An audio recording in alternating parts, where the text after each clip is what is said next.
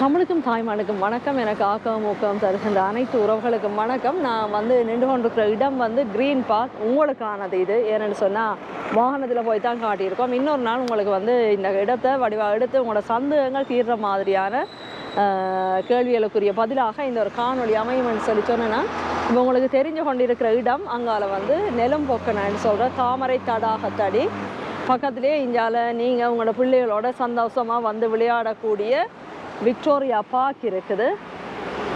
இதில் பாருங்கள், ஆனந்த குமாரசுவாமி மாவத்தின்னு சொல்கிற இடம். இந்த ரோட்டால் இப்போ நாங்கள் நடந்து போகிறோம்.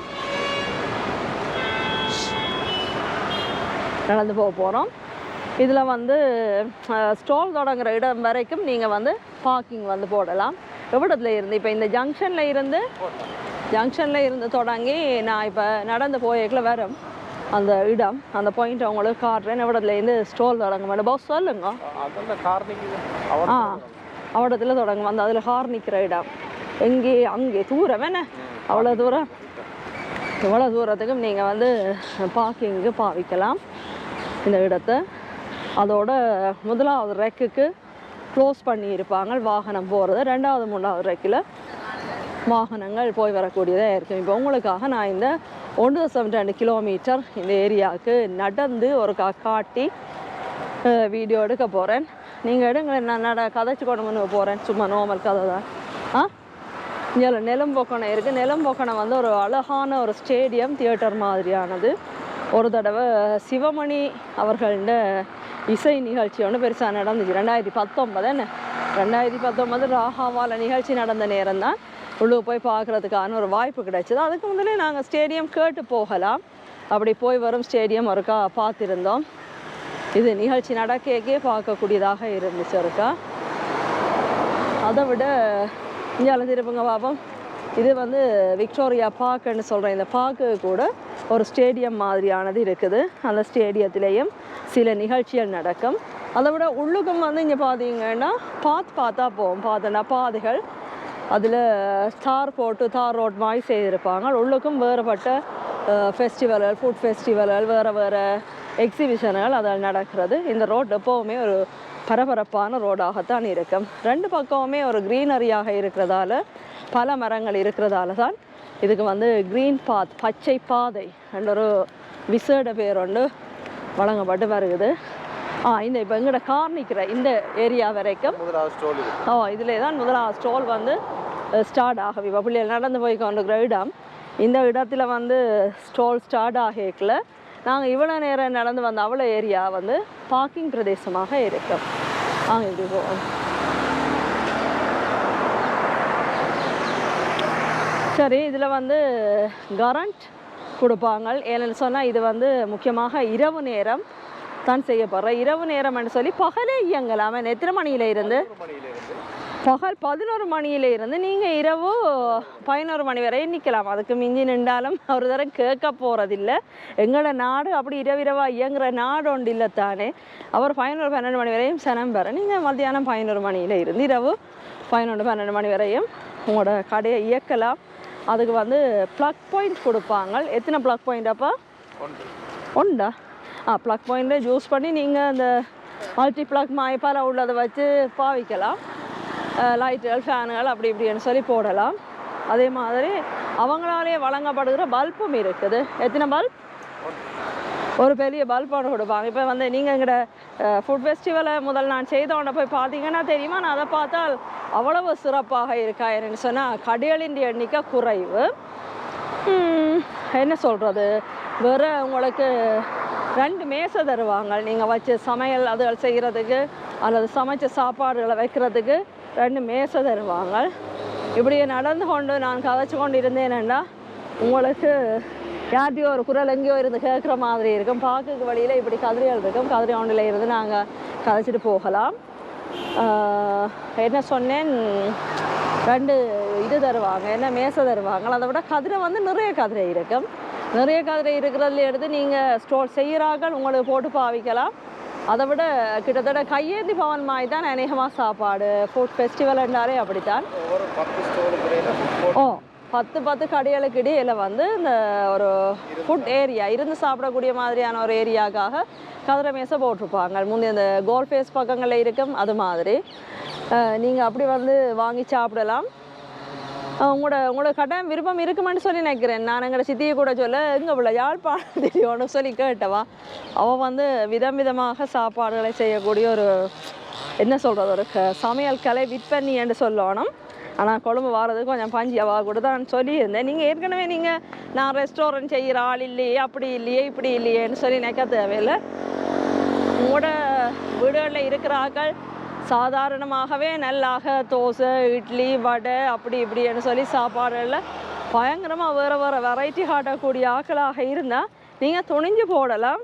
சும்மா உங்களோட கடைக்கு ஒரு பேரை போட்டுக்கொண்டு ஒரு சின்ன பேனர் மாதிரி அடித்து போட்டு செய்ய வேண்டியதானே. நாங்கள் அதில் இருக்கிற சந்தியில் இருந்து எங்களோட கார் பார்த்தீங்கன்னா அவட வரையும் பார்க்கிங் வருமென்னு சொன்னான். அவடத்தில் இருந்து இங்கால ஒரு 200-300 மீட்டர் நடந்து வந்திருக்கோம். இவ்வளோ தூரத்துக்கு நீங்கள் கடைன்னு சொன்னால் நடந்து பார்க்கணும். இதை விடவும் அங்கால இருக்கு என்னென்னா 1.2 கிலோமீட்டர் நீளமான பாதை இது. அப்போ இதில் தொடர்ச்சியாகவே அந்த போட்டிருக்கிற நடைபாதை பகுதிக்கு மேலாக ஸ்டால் போட்டிருக்கும்.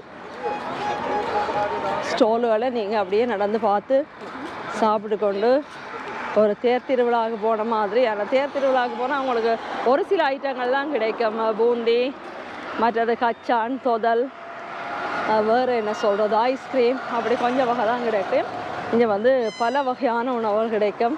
இன்றைக்கு வந்து ஒரு சனிக்கிழமை நான் வீடியோ எடுத்து கொண்டிருக்கிற நாள். அதால் சனம் வந்து எப்போவுமே பிள்ளைகளை கூட்டிக் கொண்டு வர ஒரு அன்று தொடக்கம் இன்று வரைக்கும் ஒரு மலிவான இடமாகத்தான் இருக்குது இந்த விக்டோரியா பார்க். அதால் வருவினம் வந்து நிற்கின மக்கள் இப்போ பார்த்தீங்கன்னு சொன்னால் தெரியும். அதே மாதிரி எதிர்பக்கம் தெரிகிற அந்த ஆர்ட் கேலரி அதையும் கொஞ்சம் காட்டுங்க. எதிர்பக்கம் எப்போவுமே பெர்மனண்ட்டாக ஒரு சின்ன ஷெட் மாதிரி ஒன்று போட்டுட்டு அதில் வந்து ஆர்ட் கேலரி வச்சு விற்று கொண்டே இருப்பாங்க. வேறு விலைகளுக்கு வந்து அதில் ப்ரைஸஸ் போய்கொண்டு இருக்கும். வார நேரங்களில் நீங்கள் அதையும் பார்க்கலாம். தேசிய இயற்கை விஞ்ஞான நூதன சாலை என்று போட் போடப்பட்ட இடத்துக்கு வெளிப்பக்கமாகத்தான் அந்த ஆர்ட் கேலரி பகுதி. அதுவும் ஓரளவு நியாயமான தூரம். அவ்வளோ 500 மீட்டர் சரி வருமோ, ஓரளவு தூரத்துக்கு பிடிச்சி தான் வச்சுருக்குறாங்களே. இப்போ நான் வந்து எவ்வளவு தூரம் இதுன்றதை நடந்து காட்டணுன்றதுக்காக தான் காட்டுறேன். உங்களுக்கு வந்து லைட் கரண்டை பற்றி சொல்லியாச்சு, சேர்ஸுகள் டேபிள்களை பற்றி சொல்லியாச்சு. வேறு என்ன இருக்கு அவைக்கு நீங்கள் செய்து கொடுக்க வேண்டிய வசதி? இங்கே வந்து இயற்கையே இதில் இருந்து ஆக்கள் வருகிற இந்த ஆட்கள் இருக்கு வாராக்கள், பார்க்குக்கு வாராக்கள், மியூசியம், அதான் இந்த முஸ்லீம் ஆக்கிற பெருநாளுமே ஏதோ இல்லை ஹஜ் பெருநாள், அந்த விசேடங்களுக்காக வருவின மக்கள் வாராக்கள். இப்படியான ஒரு இடத்தை கண்டாட புதுசாக ஏதோ ஒரு நிகழ்ச்சி ஈவெண்ட் நடக்கண்டு அந்த நிகழ்ச்சிக்குள்ளே பூந்து கொள்வார்கள். ஆனபடியால் சனத்துக்கு பஞ்சம் இருக்காது. ஒரு நாள் கிட்டத்தட்ட எவ்வளோ சனத்தை எதிர்பார்க்குறீங்க? 1 லட்சம். ஒரு நாளுக்கு ஒரு 1 லட்சம் பேர் வந்து போவார்கள் என்று எதிர்பார்க்கப்படுகிறது.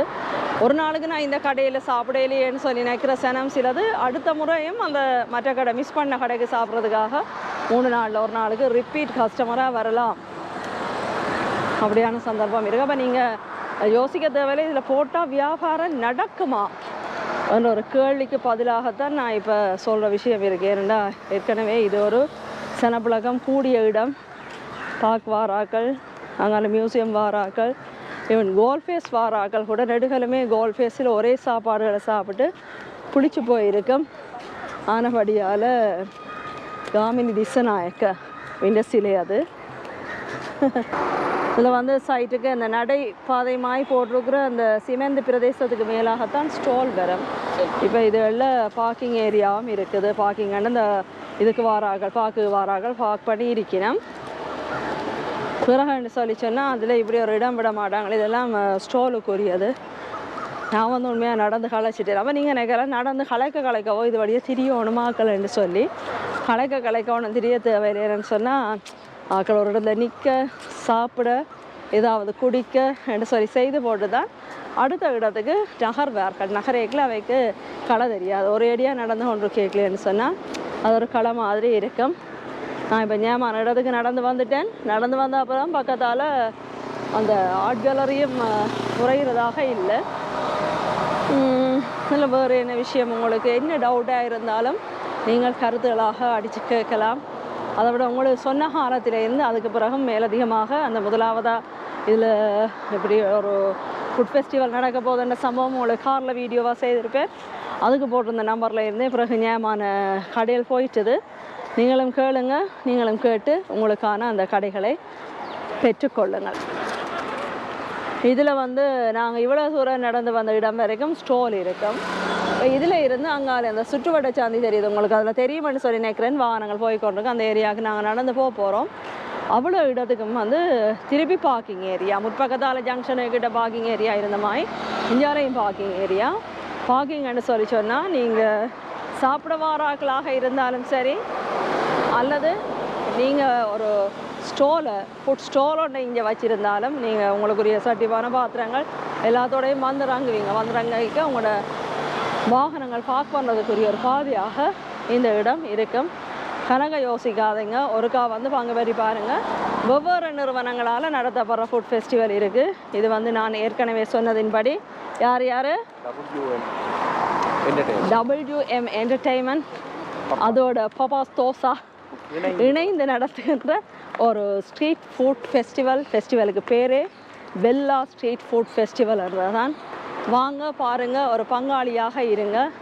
வேறு என்ன சொல்கிறது, இது சம்மந்தமான வேறு ஏதாவது விஷயங்கள் நீங்கள் கேட்டிருந்தா, டவுட் இருந்தால் நேரடியாக அதில் போடுற நம்பருக்கும் கால் பண்ணி கேட்கலாம், கருத்துக்களாக தெரிவிக்கலாம். மேலதிகமாக வீடியோ செய்ய வேண்டி இருந்தாலும் நான் வந்து உங்களுக்கு செய்து போட்டுக்கொள்கிறேன். பாருங்க, வாருங்க, சாப்பிடுங்க. வேறு என்ன சொல்லணும், வந்து இந்த நிகழ்ச்சியை ஒரு கல்யாண வீட்டுக்கு வந்த மாதிரி சிறப்பிங்க. வெள்ளா ஃபுட் கோர்ட் ஓப்பன் பண்ணிக்க நான் எல்லாரையுமே அழைச்சிருப்பேன். யூடியூபர்ஸாக இருக்கக்கூடிய ஆக்கள் வந்திருப்பினேன். இது யூடியூபர்ஸ் மட்டுமல்ல, நீங்கள் யாராக இருந்தாலும் கூட இலங்கையில் இருந்து எந்த பாகத்தில் இருந்து கொண்டும் வாருங்க, வந்து சிறப்பித்து கொள்ளுங்கள். இங்கே இருக்கிற வகையான உணவுகளை சாப்பிட பாருங்கள், போங்க. இப்படி ஒரு ஃபங்க்ஷன் நடக்குதுன்றதையும் நீங்கள் அறிந்து கொள்ளுங்கள். இப்போ வந்து நடந்து பப்ளிக் லைப்ரரிக்கு கிட்ட வந்தாச்சு. கிட்ட என்ன, அதுக்கு முன்னால் தான் நிற்கிறேன்.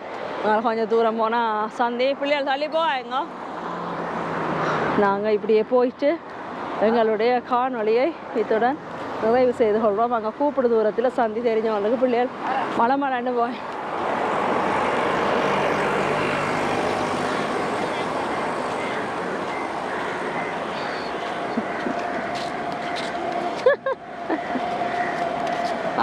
என்ன மூஞ்சியை மூடிக்கொண்டு போகிறது, யாராக நடந்து கழிச்சு விட. சரி, இதான் காணொளி. நாங்கள் இதோட நிறைவு செய்து கொள்கிறோம். உங்களை அடுத்ததாக ஒரு காணொளியில் சந்திக்கும் வரை உங்களை விடை கூறி விடைபெற்றுக் கொள்கிறேன். நன்றி. இந்த இடத்துல எப்போவுமே ஆர்ட் கேலரி இருக்கும். காலையிலேருந்து பின்னேரம் வரைக்கும் இருப்பாங்க. நீங்கள் வரலாம், என்டர்டெயின் பண்ணலாம், பார்க்கல உங்களோட பிள்ளைகள் குட்டிகளை விளையாட விடலாம். இந்த இடமே ஒரு என்டர்டெயின்மெண்ட் பிளேஸாக இருக்கும். இப்போ வந்து கோடை காலம்தான். கோடை காலத்தில் திடீர் மழை இருக்குது. இருந்தாலும் ஒத்துழைக்கும் என்று சொல்லி நம்புவோம். கட்டாயம் பாருங்கள், வந்து பாருங்கள், பங்காளியாக இருங்க. சாரல் தமிழி தனித்துவமான ஒரு சிறிய குழு. எங்களுடைய காணொலிகள் யாவுமே உங்களுக்கான. உங்கள் பார்வை ஒன்று போதுமே, உன் குழலில் நான் வளர. நீங்கள் மறக்காமல் செய்யும் சப்ஸ்கிரைப்பும் பெல் ஐக்கனும் கசரடு கற்கும் மாணவர்களுக்கு ஒரு கொப்பியாகும். சாரலின் தூரலில் நனைந்து உங்களை சற்றே புத்துணர்வு ஆக்கிக் கொள்ளுங்கள்.